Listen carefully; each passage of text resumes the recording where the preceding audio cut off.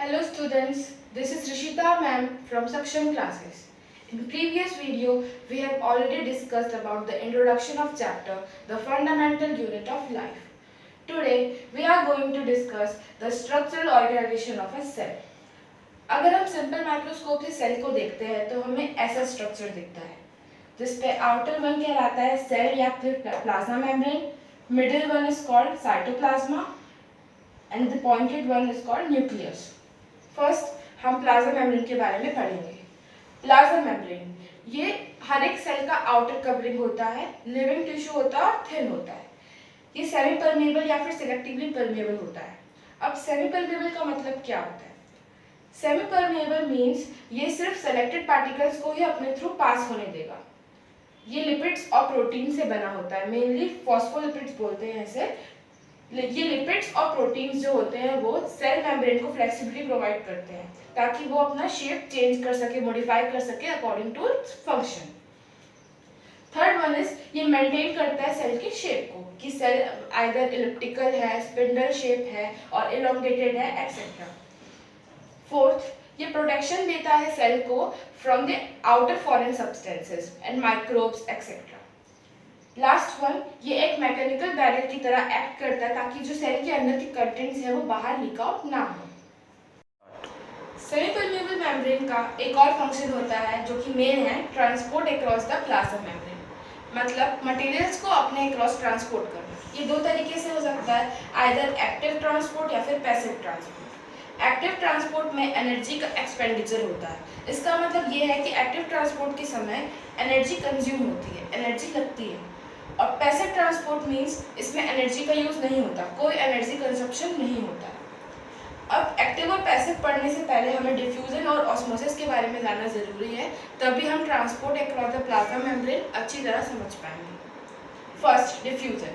Diffusion क्या होता है? Diffusion is the exchange of, or we can also say movement of particles from the higher concentration to the lower concentration. Like here we can see, हम यहाँ देख सकते हैं कि ये सेमी परमेबल मेम्ब्रेन से दो डिवाइडेड है, दो पार्ट डिवाइडेड है. यहाँ पे कंसंट्रेशन ज़्यादा है पार्टिकल्स का और यहाँ पे कम है. अब जैसे कि मैंने डिफ्यूजन की डेफिनेशन में बताया कि पार्टिकल ज़्यादा हायर कंसंट्रेशन से जाएंगे लोअर कंसंट्रेशन की तरफ, तो इसमें सारे पार्टिकल्स हायर टू लोअर जा रहे हैं. फिर एक टाइम बाद देख सकते हैं हम कि दोनों साइड पे परमेबल मेम्ब्रेन के, सेमी परमेबल मेम्ब्रेन के दोनों साइड पे पार्टिकल्स का डिस्ट्रीब्यूशन सेम हो जाएगा. तो जब तक ये सेम नहीं हुआ था तब तक पार्टिकल्स हायर कंसंट्रेशन से लोअर कंसंट्रेशन की तरफ मूव होते रहेंगे. डिफ्यूजन का रेट सबसे ज़्यादा गैस में होता है, फिर लिक्विड में होता है और देन सॉलिड में सबसे कम डिफ्यूजन का रेट होता है. Now osmosis. What is osmosis? Osmosis is the movement of solvent particles, or we can say water molecules, from the higher concentration to the lower concentration. अब इस डायग्राम की help से समझते हैं. जैसा कि हम देख सकते हैं इस कंटेनर को सेमी परमेबल मेम्ब्रेन से डिवाइड किया गया है. इस पे ये जो छोटे पार्टिकल्स है वो सॉलिड पार्टिकल्स है और जो बड़े पार्टिकल है वो सॉल्वेंट पार्टिकल्स है. तो इसमें ये हायर कंसंट्रेशन कहलाएगा और ये लोअर कंसंट्रेशन कहलाएगा.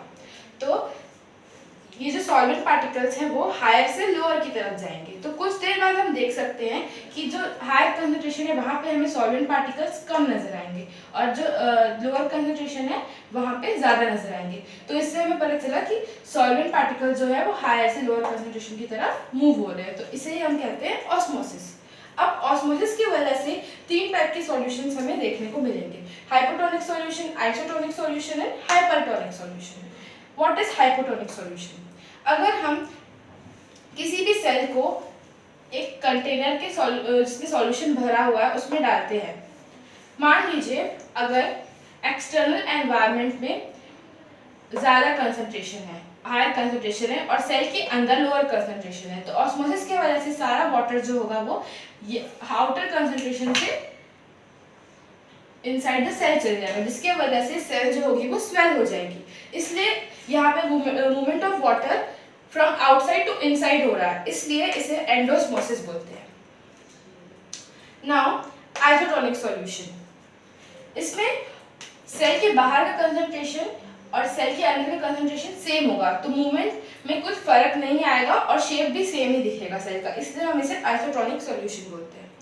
अब hypertonic solution which is the last one, इसमें सेल के अंदर का कंसंट्रेशन ज़्यादा होगा और बाहर का कंसंट्रेशन कम होगा।